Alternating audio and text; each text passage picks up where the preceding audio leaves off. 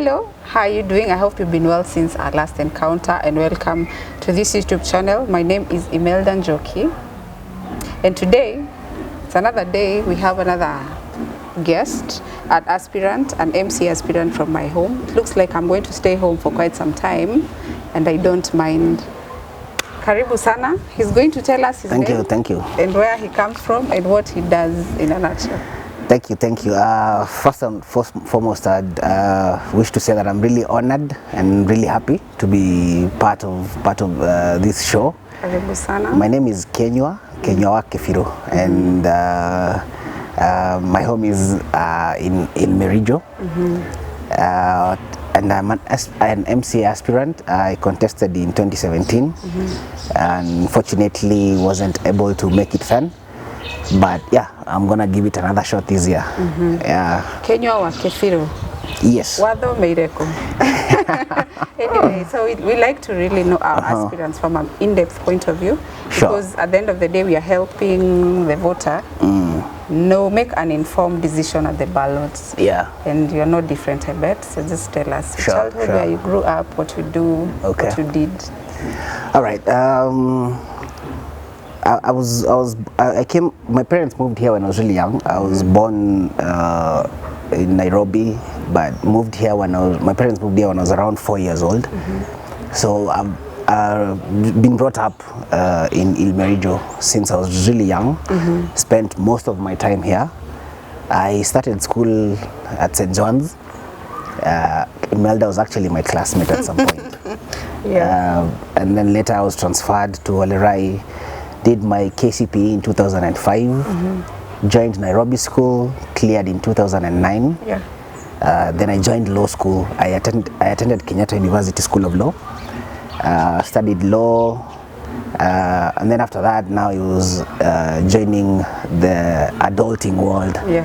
So at some point, I started off with business before I could get things moving. So I used to run a car wash just down here in Matasia. Kwa naosha gari na pikipiki sana.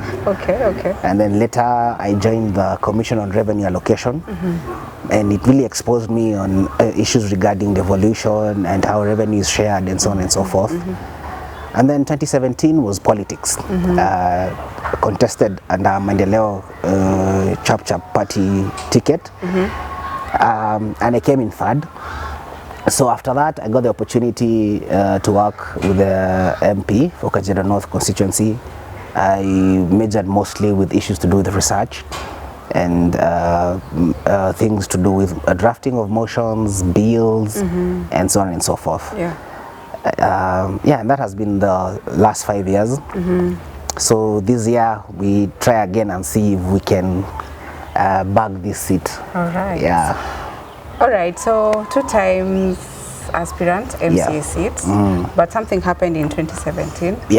After you were number 3? I was number 3, I was number 3. And then after that you went to work with the current member of Parliament for Kajiado North. So how has that journey helped you, or how has been the experience that you feel like is now going to be different? Oh yeah, it's really been an honor working with the MP and being part of the constituency office. The MP is a very relatable guy, and it's been really fun and really nice working with him. And more so, it has also exposed me to a lot regarding leadership. I have really been able to understand and to learn more about the legislative aspect of the role of an MP, and even to a greater extent of any representative. That has been the greatest experience per se, because I've really learned how to do legislative work, to draft, a lot of drafting, and even how to make sure that you can be able to lobby and sell your ideas to the fellow members. So that has been the greatest learning point. Then again, also it has been general in terms of leadership, especially in terms of representation, because I also found myself many a times having to represent the MP in functions. I have been able to address meetings that have been attended by cabinet secretaries, you know, and you know, top officials of government. So it's been really an experience, and it has made me grow, you know, generally in terms of leadership and to understand what it really means to be a servant of the people. Because I think for Mheshimiwa Manze, that is what he has always epitomized there. Very humble leader and a real servant of the people. So you learn what it really means to be a servant, not just a Mheshimiwa. You realize that it's the kiti ndio imeheshimika, sio wewe. It's, you know, you're holding you're carrying out a mandate and a role for the people. So yeah, that has been really, it's been really nice. All right. It's been a good experience. So whatever made you were very young, inexperienced, I bet. The highest position you held before was a school prefect. He was a school prefect. I don't know what kind of leadership is. So are the problems, what made you want to go in 2017? Is it what is making you go now in 2022? Yes, I think very little has changed. In fact, I was working on my manifesto just the other day, and I realized most of the issues that I identified in 2017 are still pertinent even today. What are some of those issues you highlight? For me, the biggest problem has been in terms of legislation. Most of our counties have been very slow on implementing, you know, legislative and you know, to pick up the roles that are there in the Constitution. Schedule 4 of the Constitution talks about, you know, the delegation of roles, and you realize most of the roles have failed to be picked up by the counties because of not having existing legislation, you know, to support the county governments to take up these roles. If I give an example, when I was working at the CRA, we had a problem with stats, for instance. Statistics policy is a county government role. If you come to Kajiado County, there is no policy whatsoever. There is no legislation that, you know, enables the county to take up this role. And so this has been a great problem. You realize that most of the solutions have not been made in terms of the legislative aspects. And so for me, I believe what I'll be able to bring on board is that experience of being able to solve, you know, the lacuna that exists in law, especially with the counties. And I feel that that's mostly what I'd want to focus on. And then generally, of course, in terms of representation, I believe inclusivity has been an issue. We're living in a very cosmopolitan area. Unfortunately, for some communities, feel like they have been edged out of, you know, leadership, so to speak. So I'd want everyone to feel part of the leadership, and the only way to do so is to ensure that you have a framework that enables the people to be involved in public participation, public engagement, be a leader who can relate to the people, adequate use of even social media. I believe it helps so much at this day and age, and more so also to ensure that the county assembly, the way it operates, it's also involving the common mwananchi. And that I would believe would be done maybe by allowing the county assembly proceedings, for instance, to be broadcasted live, for people to be able to know what order of business is there for the day, and even to use your position as an MCA to petition on behalf of your people for decisions to be made by the county assembly. So that way everybody feels part of the leadership. So what will be in it for the people of Olkeri? Well, in your leadership, in my leadership. Well, what I bring on board is, or rather, what I feel I'll bring on board is a leader who is, one, easy to access. Unfortunately, we have that tendency of when people get elected, they tend to feel like, you know, they are not part of the common mwananchi. You know, it becomes really hard. When I was growing up, there was a time I met George Saitoti. I remember so well. He came over to my home in Merisho, and you know, when I held his hand, I felt nikama it was something, you know. He's superhuman. Yeah, so we want to demystify that and to make people understand that this person that you have elected is there for you. Should be a person that is easy to access. And for me, it's all about organization. I want to be able to organize my community in such a way that solutions don't necessarily have to come from me as an individual, that solutions come from we as a people. And I believe the only way you can do that is to galvanize the people, to make everybody feel part of the process, part of the decision making. And that way everyone will be able now to pull, wajua lazima kila mtu avute kama pande yake. And so I believe when I get into power, I'll be able to organize my community into such structures. For instance, kama ni watu wa biashara, if it's business people, make sure these people have caucuses that are efficient, that are working, that you can decide to occasionally sit down with, you know, the businessmen from the area to talk about issues that affect them and to come up with solutions for them. And that you can even use such systems to even propose legislations and so on and so forth in the county assembly.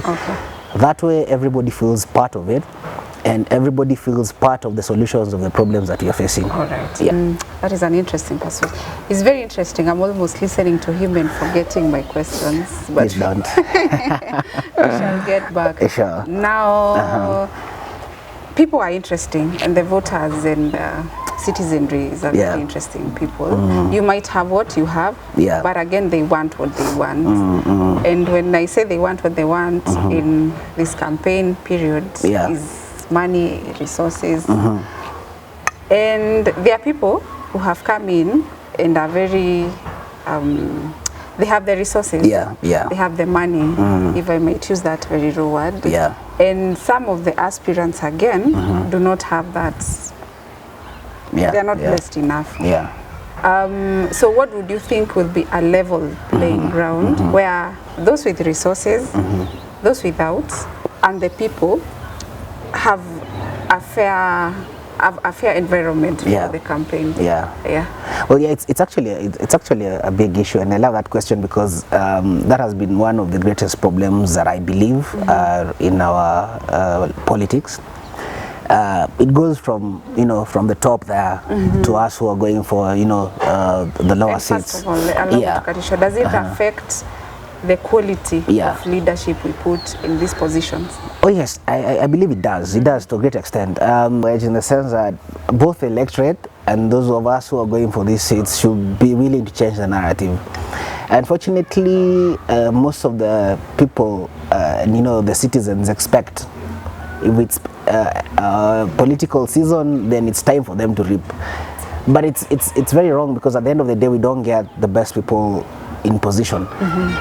Leadership should be based on ideas and you know, and expectations that people and manifestos, so to speak. You know, the other day I was sharing my manifesto on a number of WhatsApp groups, and people were actually acting very surprised and wondering why, you know, an MCA aspirant would even have a manifesto in the first place. So it shows you how bottom tier the expectations are, and how much we need to change the narrative from, you know, money and sloganeering. It's not just about TB and Tialala. It's about what exactly do we expect this person to bring on board. That is something that will change from we who are going for these seats, and also from the common mwananchi who is going to make a vote, to ensure that. And I always tell people, because the money is there, kula pesa kula pesa ya siasa hainaga, sio sumu, na inaga laana. But at the end of the day, choose a leader who has an idea and who has an expectation, and, you know, and a clear-cut way of ensuring that they look at the state of the common mwananchi. And because you mentioned it, wale ambao, you see, those who are coming now with the money, you realize they're not even there for a long period of time. They'll come just when it's election time, and they are able to very, very quickly change the mindset of the individuals. They have not been there constantly dealing with issues that are relating to mwananchi. They'll only pop in at the minute where they feel now they can be able to come and buy off votes and, you know, force people to elect them. So it's definitely something we hope can change, and something that will change, and it's change that has to start with both those of us who are going for these seats and those who are going to vote us in. All right. Allow me to throw you under the bus. So does that mean that the people with money don't have ideas or manifestos, or? Well, In most cases, what I have experienced with those who are very quick to dish out cash, most of the time it's because they're covering up for the lack of, other leadership capabilities. And I'll give a very good example. Last time in 2017, the guy who got elected as the Nairobi governor is actually very, very philanthropic. I remember there was a time I walked to KICC and his office was there, and there are people who are lined up on 3-4 floors, the staircases, just walking into his office and receiving handouts, And you see what happened when he ended up in leadership. He was completely unable to run the county. In most cases, leaders who, in politics, you will always use money. You would want to do materials here and there. You want to brand yourself. So yes, whether you like it or not, you have to spend. But if somebody is very quick to just dish out the money, then what has happened in the past is that you realize these people have nothing else to offer aside from the money, and they will and once even elected, they will first take time to return the resources that they used during the campaigns. So yeah, I'd say if someone is too quick to dish out, then there is very little they have within themselves to be able to offer once they're elected as leaders. Right. Yeah. I think he said it, I didn't say it. Now moving on, social media is such a big thing. Yeah. With regards to campaign, and especially in this era of WhatsApp groups and Facebook and blogging and maligning, and it can be murky sometimes. So what has been your experience in the social media space? I think that's a very, very nice question, because we are living in a very digital world. And 2017 was bad. 2017 was really bad. I was just coming into politics, and your expectations are very, very different, especially from what you get on social media. It's now 2022 and very little has changed, really. There's still a lot of mudslinging. But I think for me, I've been able to, develop some thicker skin. You realize that these things don't get at you as much as they do. And also you learn to appreciate, because at the end of the day, a troll on social media, what I came to learn in most cases, they will try and make you feel bad about yourself for something they wish they had, or for what they feel they wish they could be the same thing as probably you are. In most cases, that's what happens. And I'll give a good example. In 2017, much of the banter that I came across was as regards to the input my mom had in my campaigns. Just that time I was still very young, and my mom was very, very supportive, and she still is. Even now in her businesses, she still talks to people and tells them, "Hey, mkumbuke kijana yangu," and so on and so forth. But I came to realize that people would troll me for it, for simply having a mother that loved me and was really, really caring and really supported your ideas. So with time you realize these are not things that you can allow to take a toll on you. You are able to now start appreciating and realizing that what people are calling out you for is probably not anything that you should feel bad about. And with time you also realize that you can never, at the end of the day, you're still a human being. So you're not perfect. You accept your imperfections first, and that way so now you are going to vie on a Jubilee ticket. Yes. How is that? Why Jubilee, first of all? From Maendeleo Chapter, which is still an active party, to Jubilee. Jubilee. Well, for me, there are many reasons why I settled on Jubilee. For any politician, before you agree on a party, and I believe you have to really, really weigh up the options. There are other very, very prominent parties and popular parties out there. But I'm the kind of leader who is very assertive, who will not just go with, will not just follow in Kiswahili they say bendera kufuata upepo, you know. At the end of the day, I felt that I need to be, you know, as a leader you have to stand to something or you fall for anything. And that is why after a lot of discerning and brainstorming, I settled for Jubilee. Jubilee is a party that was created say 7-8 years ago, and I feel it's a party that has a long future. It's a party you'd want to grow with. It's a party that is young. When you invest your energies in something that is growing, then you feel that you're going to be part of the process of its growth. It was also a party where we felt that we were, it was our party. We were part of its formation. We've seen it come up, you know, and we've seen it grow. The other reason was mostly also because of my boss. You know, my Honorable Manje is most like my political father, and there was no way then, of course, as someone who has grown up politically, by, you know, through his efforts, to go again and oppose him, you know, and pick up a side that you're going now again to start competing with him. So it was also part of the reason why I felt that I would be more suited to be in Jubilee. Are you aligned to the Jubilee governor candidate as we speak? Definitely, yeah. Definitely. So does that mean that you align to you as MCA, a Jubilee MP, a Jubilee senator, a Jubilee governor? Is that what you want to see? Well, that is what I'd hope my party would do, you know, to come up with people who we can be able to align. I'll wait and see who Jubilee brings on board. Especially when it comes to Senate, Women Rep, and Member of Parliament. I'm only already aligned to the county government, the executive. I believe in the abilities of Dr. Kendianye and Deputy Honorable Joseph Manje. For them, it's more about you know, work-related records and what it is that I've been able to achieve for this county. You know, back in the day when Dr. Ari was the governor, we were able to see the county coming very strongly in terms of development.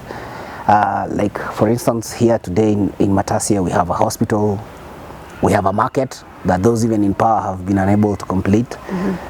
So his was based on work record. All right. Yeah. As a youth, yes, youthful aspirant, you're actually a youth. Yes. What agenda would you have for the fellow youth in our world? Yeah, I think that's also a very nice question. The youth have been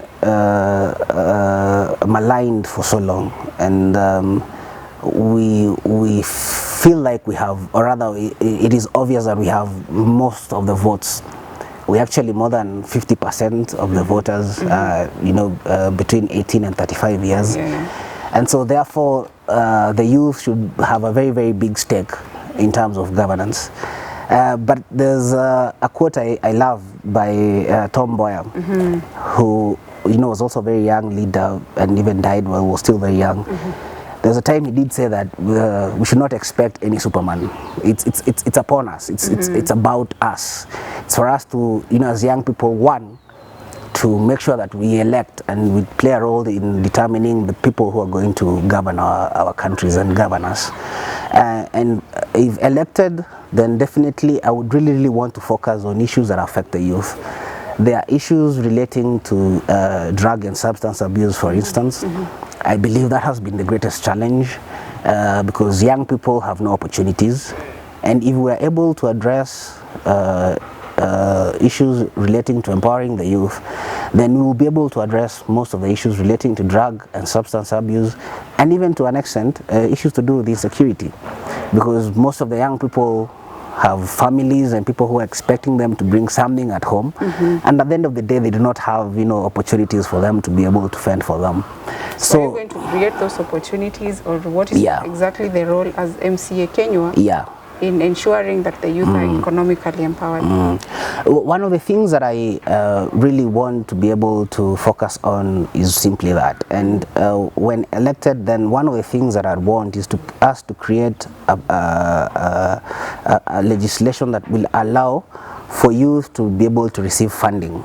And you know, young people are very, very ready to be involved in building this nation.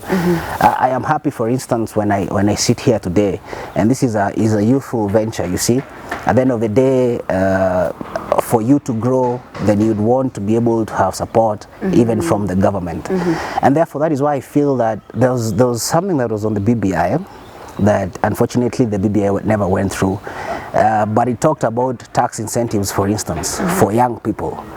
The county assembly should be able to do that, that if a young person is starting off their business today, then they're supposed to be able to allow these people time for their ventures to grow without having, for instance, to pay full taxes and full levies and licenses.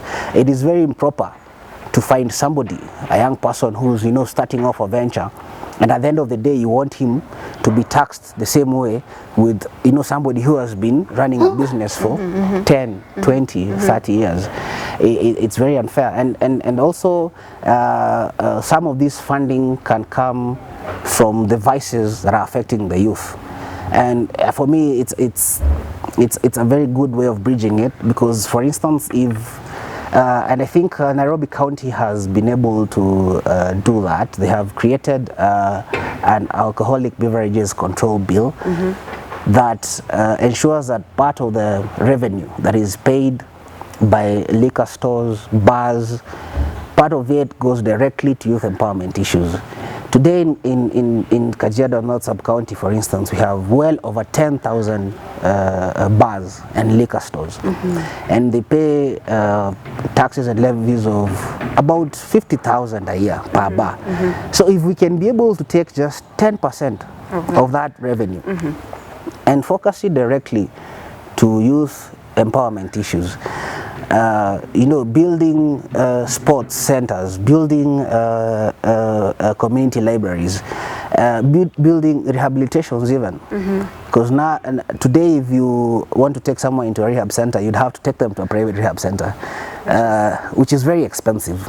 Whereas this is a role that the county governments are allowed constitutionally to take up. So if we can do that, then we'll be able to give solutions to the problems that are facing the youth.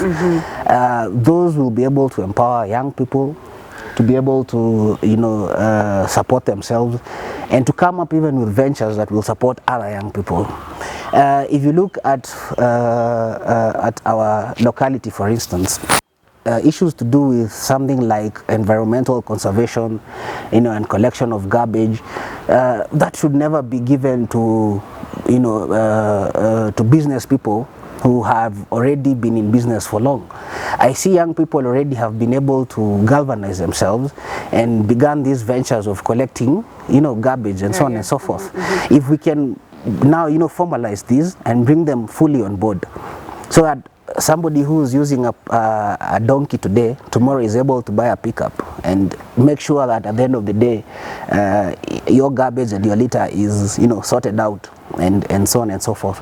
So these are the kind of ideas that we will bring on board to ensure that we empower the young people, so that young people are given an opportunity to work and to fend for themselves, and to even grow their ventures in order to bring other young people on board. One other thing that I've always strongly believed and vouched for is about value addition.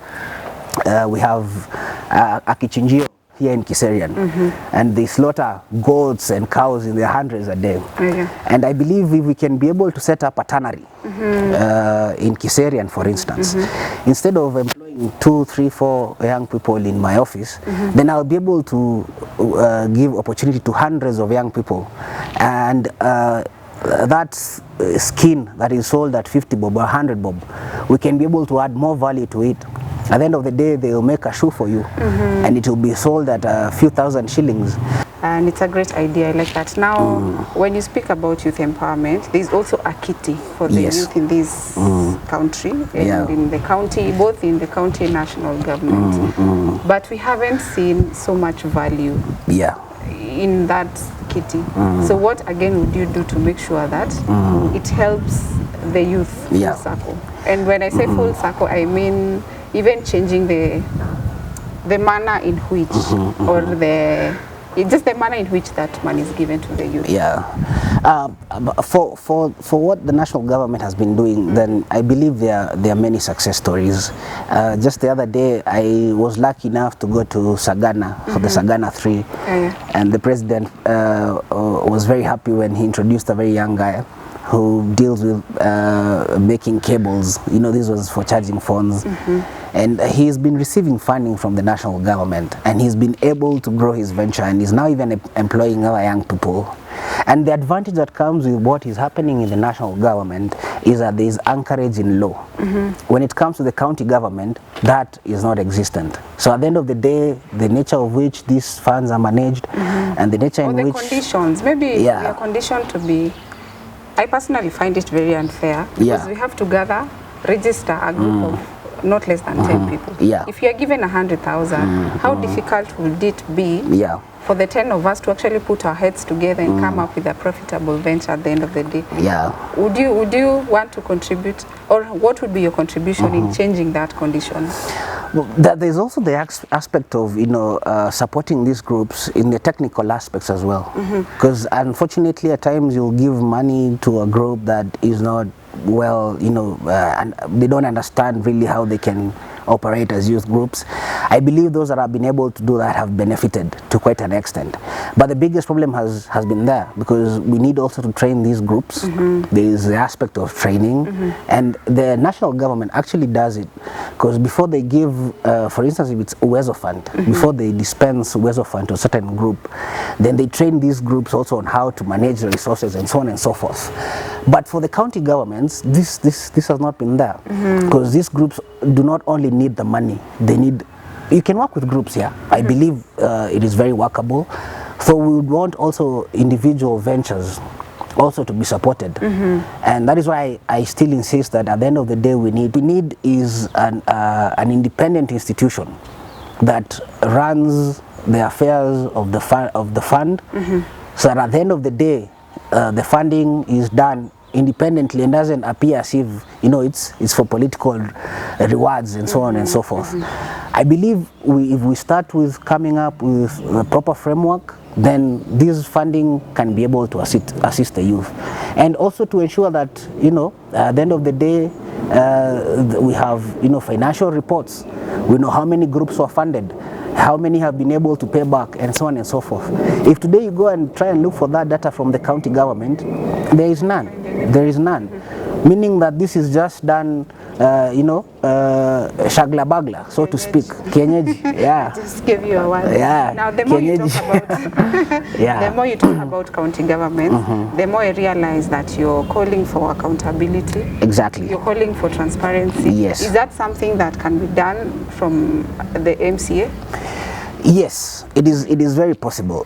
You see, we as reps are also responsible for oversight, and it is oversight of, you know, in general aspects. When it comes to financial management, we need you know, public finance management policies that are able to be scrutinized, and it's not only for me. Also for the common mwananchi, they need to be also made public. They need to be publicized. So at the end of the day, also common mwananchi can be able to evaluate how their resources and how their money is being used, and that goes to even issues of projects. For instance, recently we saw a bridge collapse.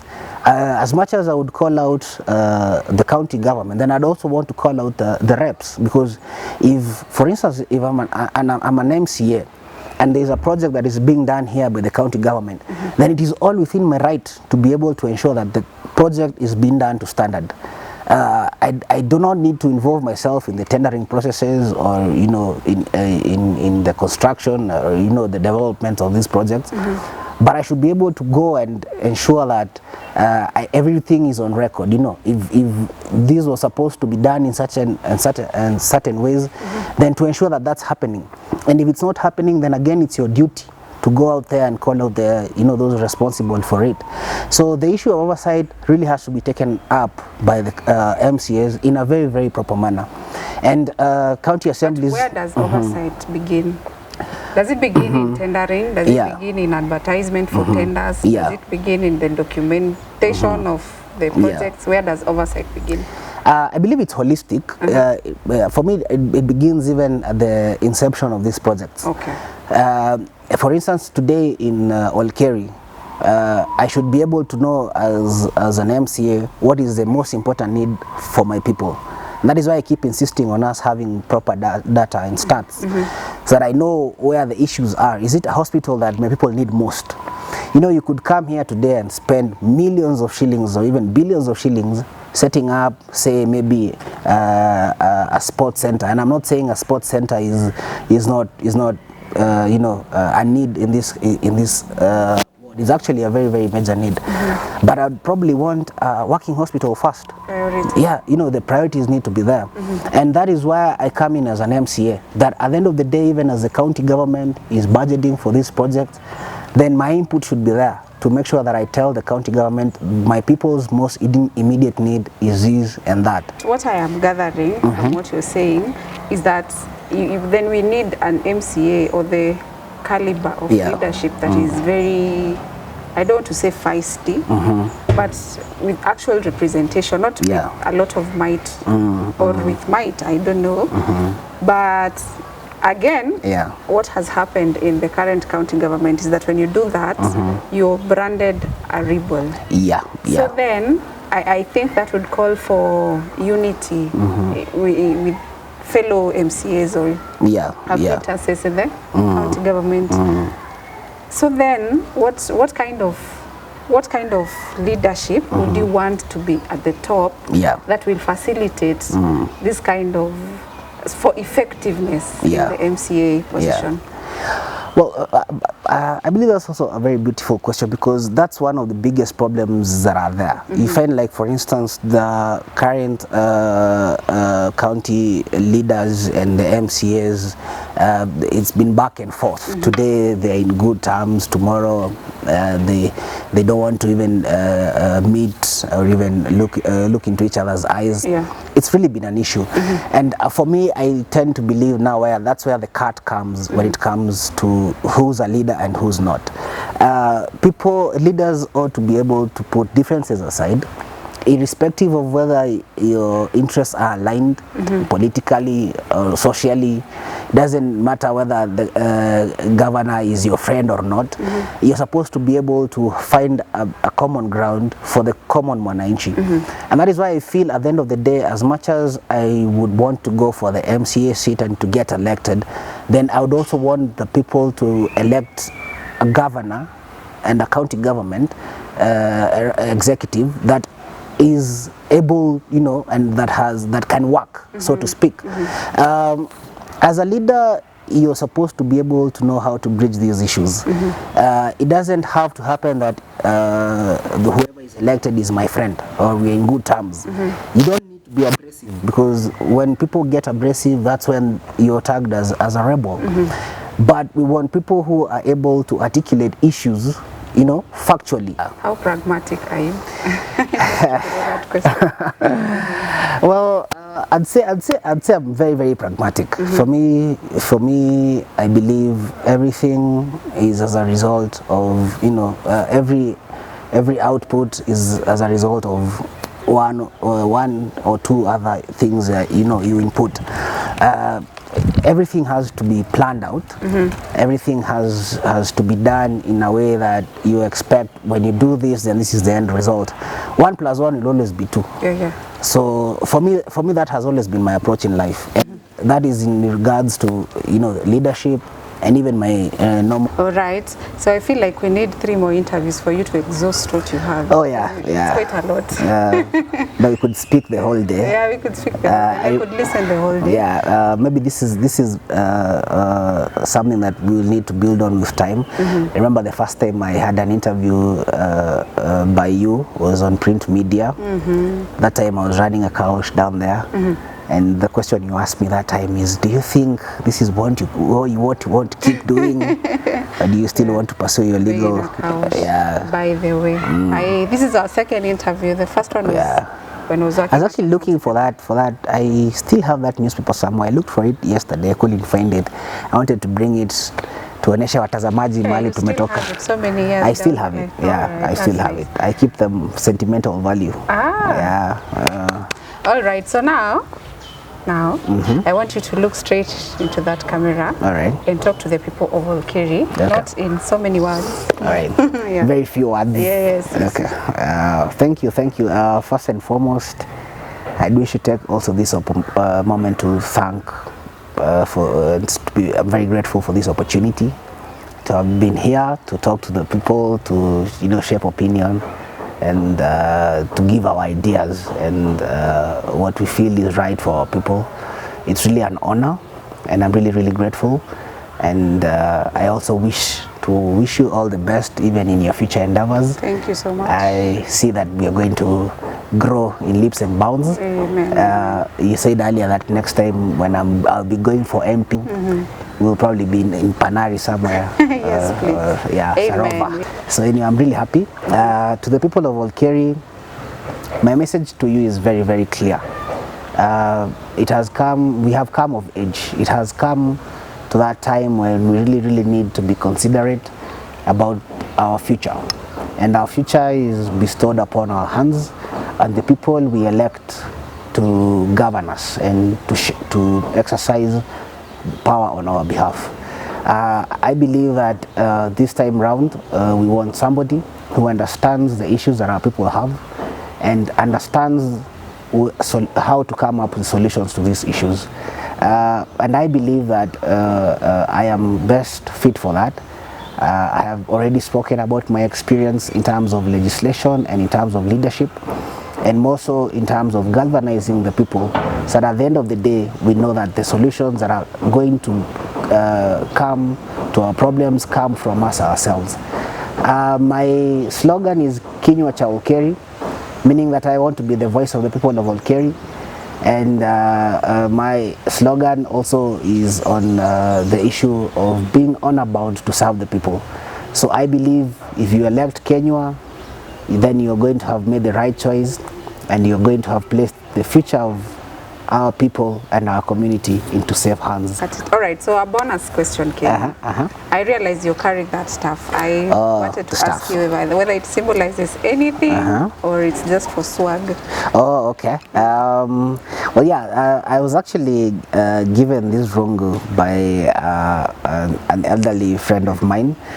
He comes from Nalepo, just down at the Pale Ngong Hills, Pale Chini. It's also part of Olkeri ward. And the mzee told me that this one symbolizes leadership and akanibarikisha nayo.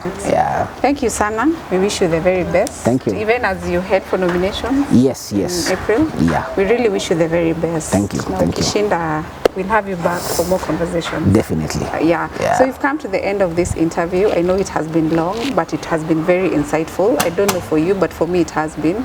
So thank you so much, and don't forget to like, share, subscribe to this channel so that as we grow, we all grow pamoja. Thank you so much. Until next time. Adios. Bye.